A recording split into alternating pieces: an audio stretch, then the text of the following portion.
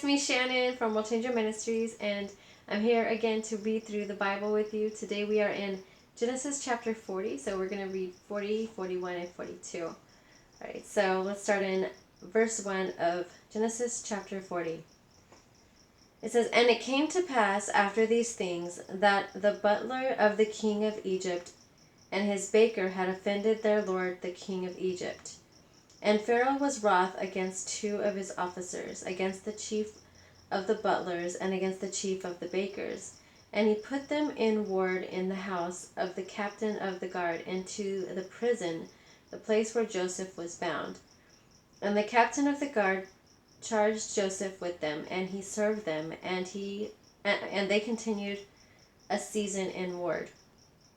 And they dreamed a dream, both of them, each man his dream in one night, each man according to the interpretation of his dream, the butler and the baker of the king of Egypt, which were bound in the prison. And Joseph came in unto them in the morning, and looked upon them, and behold, they were sad. And he asked Pharaoh's officers that were with him in the ward of his lord's house, saying, Where look ye so sadly today? And they said unto him, We have dreamed a dream, and there is no interpreter of it. And Joseph said unto them, Do not interpretations belong to God? Tell me them, I pray you. And the chief butler told his dream to Joseph, and said to him, In my dream, behold, a vine was before me, and in the vine were 3 branches, and it was as though it budded, and her bosoms shot forth, and the clusters thereof brought forth ripe grapes. And Pharaoh's cup was in my hand, and I took the grapes, and pressed them into Pharaoh's cup, and I gave the cup into Pharaoh's hand. And Joseph said unto him, This is the interpretation of it. The 3 branches are 3 days. Yet within 3 days shall Pharaoh lift up thine head, and restore thee unto thy place. And thou shalt deliver Pharaoh's cup into his hand, after the former manner when thou wast his butler. But think on me when it shall be well with thee, and shew kindness, I pray thee, unto me, and make mention of me unto Pharaoh, and bring me out of this house. For indeed I was stolen away out of the land of the Hebrews, and here also have I done nothing that they should put me into the dungeon. When the chief baker saw that the interpretation was good, he said unto Joseph, I also was in my dream, and behold, I had 3 white baskets on my head, and in the uppermost basket there was all manner of baked meats for Pharaoh, and the birds did eat them out of the basket upon my head. And Joseph answered and said, This is the interpretation thereof. The 3 baskets are 3 days.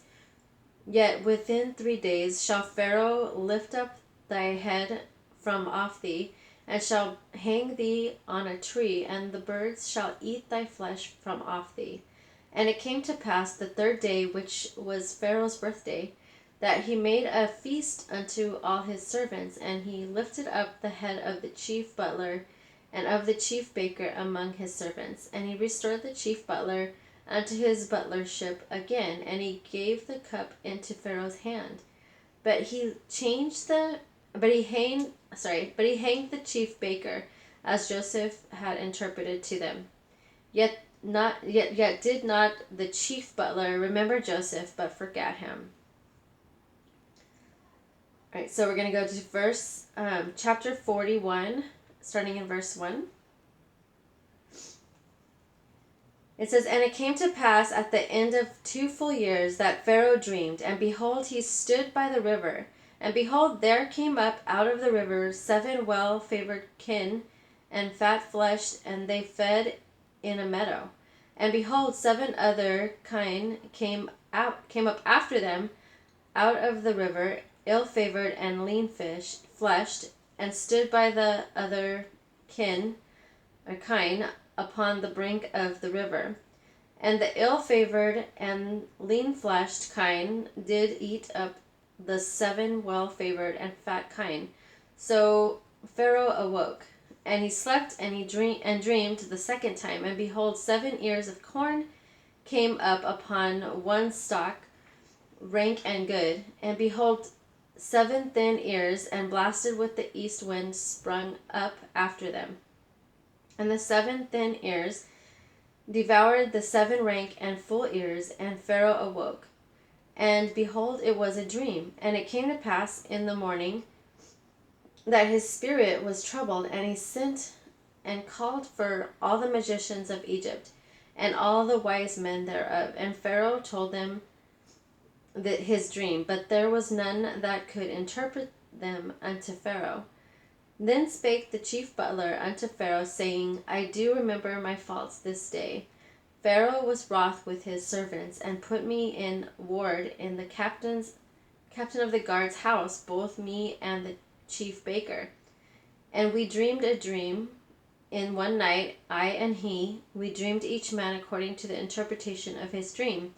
And there was there with us a young man, a Hebrew servant to the captain of the guard, and we told him, and he interpreted to us our dreams, to each man according to his dream he did interpret.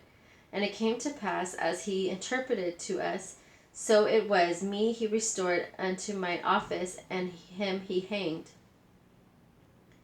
Then Pharaoh sent and called Joseph, and they brought him hastily out of the dungeon.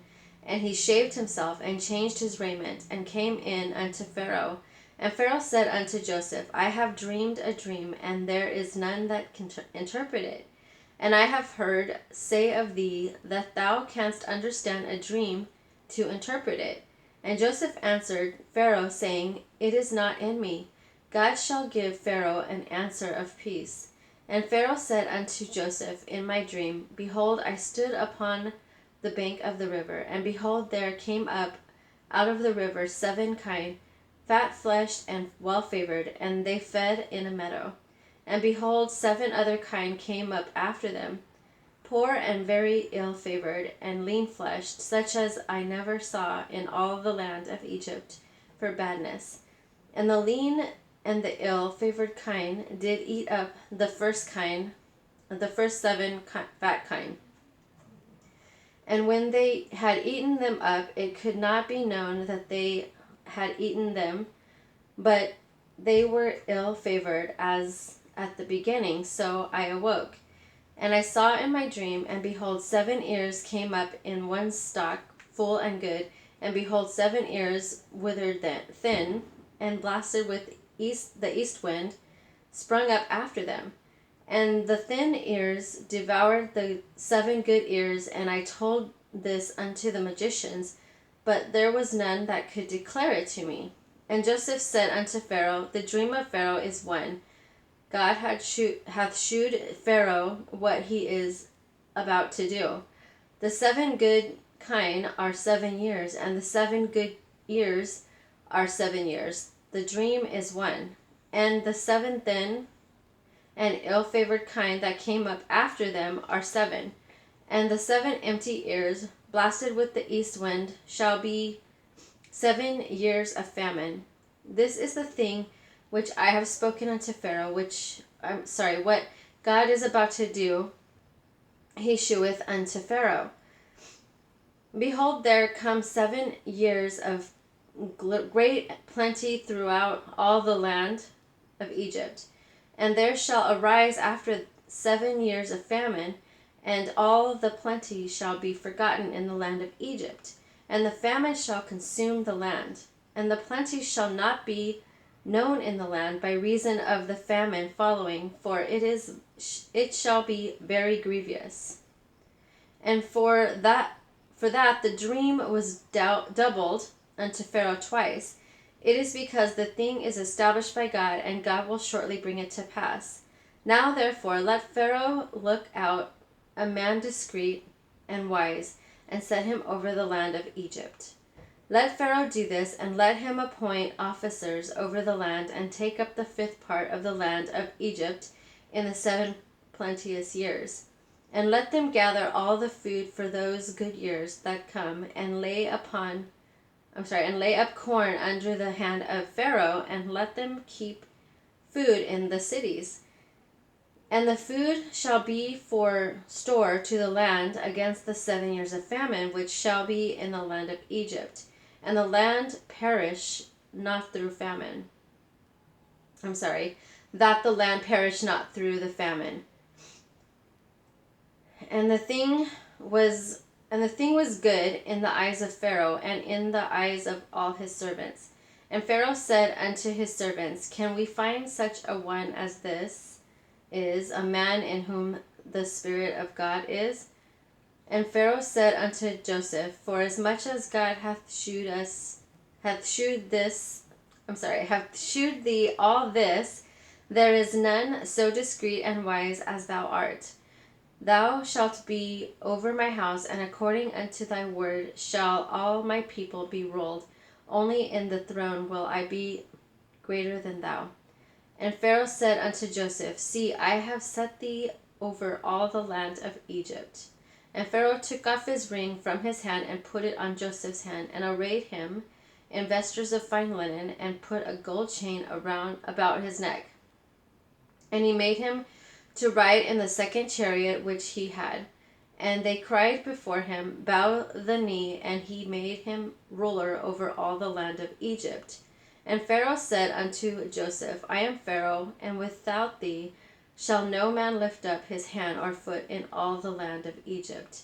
And Pharaoh called Joseph's name Zaphnath-Paneah, and he gave him to wife Asenath, the daughter of Potipharah, priest of On.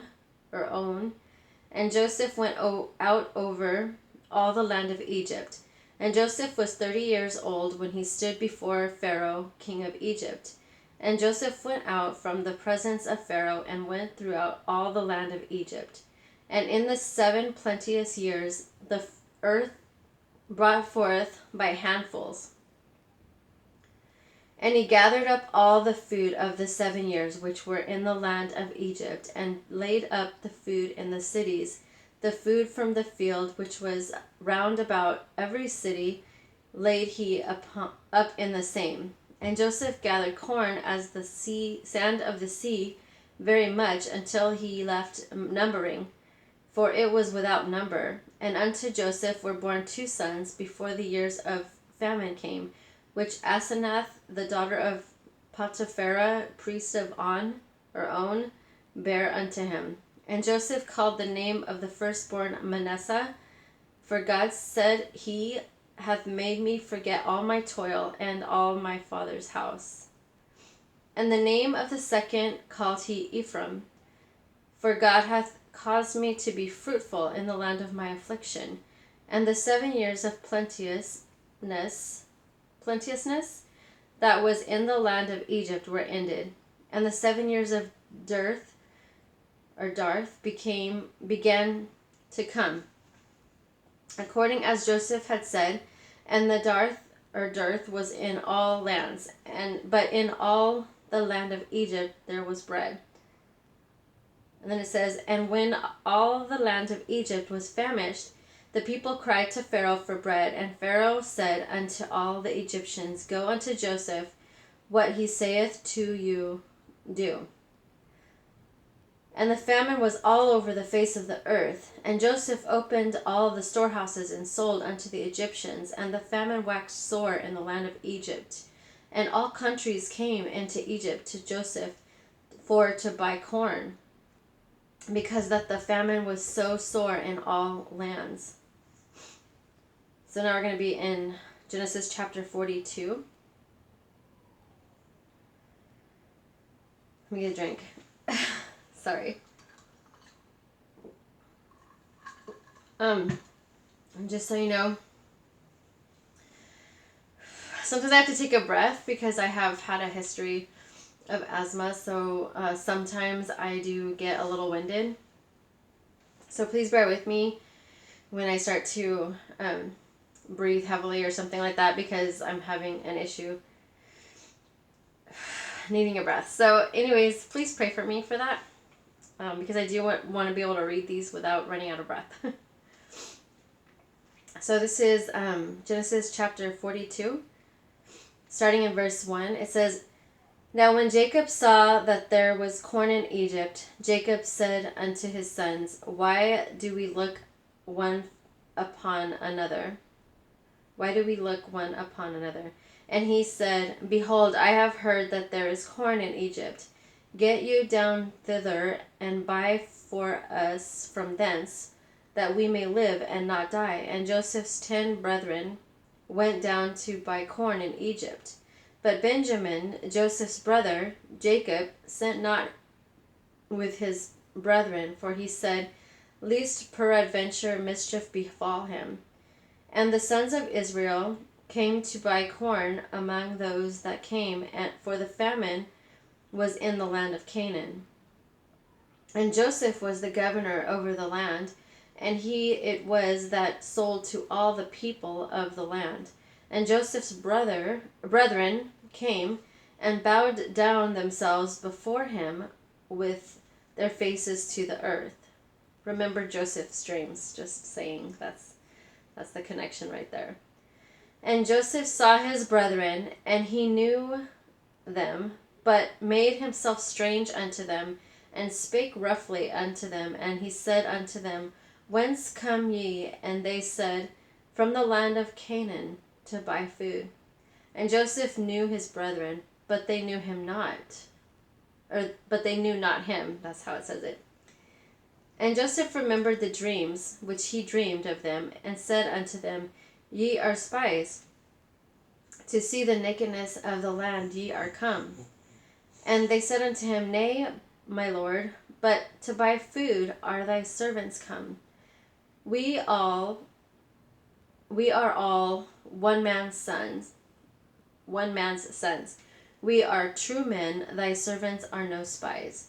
And he said unto them, Nay, but to see the nakedness of the land ye are come.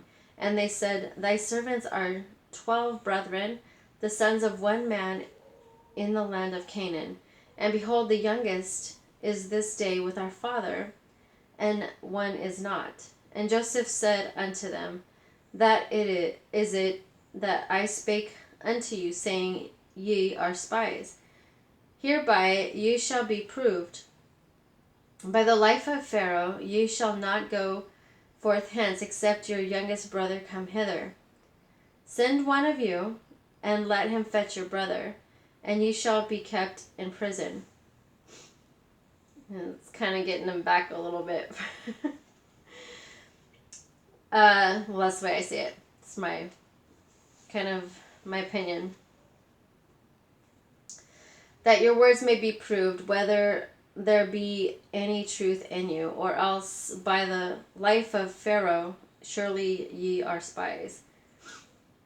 And he put them all together into ward 3 days. So he knew that they weren't spies, because he knew that they were his brethren. They knew that he knew who they were, but they didn't remember who he was, because they thought he would probably be dead or in prison for, they set him up. And so they had no idea that he would be a governor one day of the land. So he's kind of getting a little payback there. He puts them in prison. He's like, let's see how you like it. No, I'm just kidding. Actually, so that's what happened. But he knew that they were not spies. All right, so sorry again, giving my own little commentary there. So yeah, and he put them all into ward for 3 days. So he threw them in prison. And Joseph said unto them the 3rd day, This do, and live, for I fear God. If ye be true men, let one of your brethren be bound in the house of your prison. Go ye, carry corn for the famine of your houses. But bring... Oh, I think I was there. Wait. Did I pass something? I'm going to go back because I'm not sure if I missed something, okay? I'm going to start back in verse 15. Hereby you shall be proved. By the life of Pharaoh ye shall not go forth hence, except your youngest brother come hither. Send one of you, and let him fetch your brother, and ye shall be kept in prison, that your words may be proved, whether there be any truth in you. or else by the life of Pharaoh, surely ye are spies. And he put them all together in wards 3 days. And Joseph said unto them the third day, do and live, for I fear God. If ye be true men, let one of your brethren be bound in the house of your prison. Go ye, carry corn for the famine of your houses. Bring your youngest brother unto me, so shall your words be verified, and ye shall not die. And they did so. And they said one to another, we are verily guilty concerning our brother, in that we saw the anguish of his soul when he besought us, and we would not hear. Therefore is this distress come upon us. And Reuben answered them, saying, spake I not unto you, saying, do not sin against the child, and ye would not hear? Therefore, behold, also his blood is required. And they knew not that Joseph understood them, for he spake unto them by an interpreter. And he turned himself about from them and wept, and returned to them again. See, he was hurt by his family, he was deeply hurt by these people, and but he had compassion still, especially for his youngest brother, because he knew that he didn't really want them to do that to him.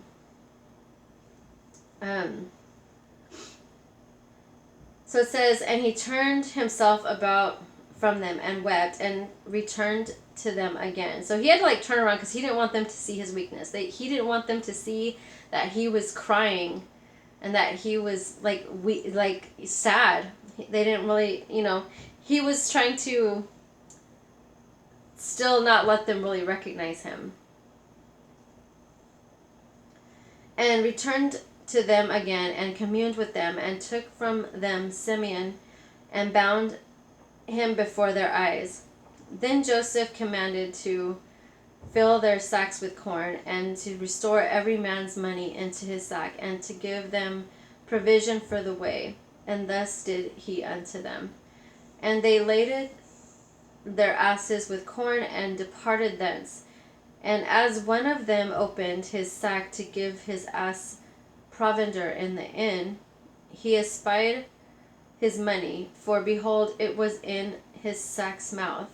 And he said unto his brethren, my money is restored, and lo, it is even in my sack. And their heart failed them, and they were afraid, saying one to another, what is this that God hath done unto us? And they came unto Jacob their father unto the land of Canaan, and told him all that befell unto them, saying, the man who is the Lord of the land spake roughly to us, and took us for spies of the country. And we said unto him, we are true men, we are no spies. So then it says, we be 12 brethren, sons of our father, one is not, and the youngest is this day with our father in the land of Canaan. And the man, the Lord of the country, said unto us, hereby shall I know that ye are true men. Leave one of your brethren here with me, and take food for the famine of your households, and be gone. And bring your youngest brother unto me. Then shall I know that ye are no spies, but that ye are true men. So will I deliver you your brother, and ye shall traffic in the land.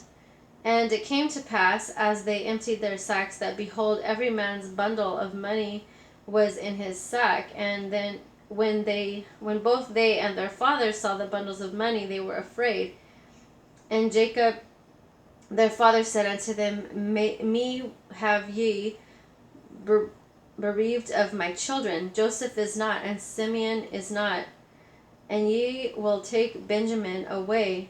All these things are against me. And Reuben spake unto his father, saying, slay my 2 sons, if I bring him not to thee. Deliver him into my hand, and I will bring him to thee again.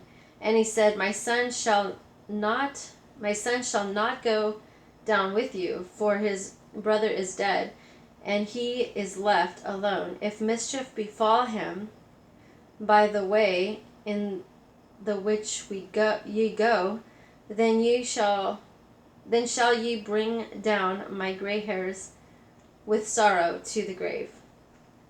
So that's the end of Genesis chapter 42. And we'll see you in the next reading. God bless.